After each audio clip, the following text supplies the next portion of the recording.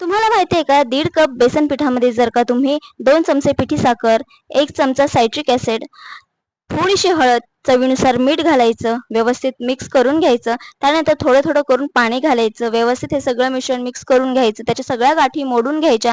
परत थोडंसं पाणी घालून हाताने फेटून घ्यायचं. 10 मिनिटांसाठी रेस्ट ठेवायची. एका डब्याला इकडे तेल लावून घेतलेलं आहे. 10 मिनिटांनंतर यामध्ये थोडंसं तेल घालायचं, व्यवस्थित मिक्स करून घ्यायचं. खायचा सोडा घालायचा, थोडंसं पाणी घालायचं चमचाभर, याने सोडा ॲक्टिवेट होतो. व्यवस्थित हे मिश्रण मिक्स करून घ्यायचं. तेल लावलेल्या भांड्यामध्ये हे सगळं मिश्रण ओतून घ्यायचं. हलकसं टॅप करून घ्यायचं. इकडे टोपामध्ये पाणी गरम करून त्यामध्ये हे भांडं ठेवायचं आणि झाकण ठेवून एक 25 ते 30 मिनिटांसाठी शिजवून घ्यायचं.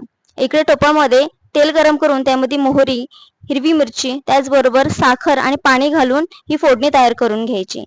20 ते 25 मिनिटांनंतर झाकण काढायचं. शिजला आहे की नाही ते एकदा चेक करायचं. याच्या सगळ्या कडा मोकळ्या करून घ्यायच्या आणि ताटामध्ये हे काढून घ्यायचं. त्यानंतर त्याच्या वड्या कट करून घ्यायच्या आणि तयार केलेलं जे फोडणी होती ती फोडणी याच्यावरती ओतून घ्यायची. मग तुम्ही एकदम मार्केटसारखा ढोकळा घरच्या घरी करू शकता. तुम्ही सुद्धा नक्की ट्राय करून बघा. व्हिडिओ आवडला असेल तर लाईक, शेअर, सबस्क्राईब करायला मात्र विसरू नका. Thank you.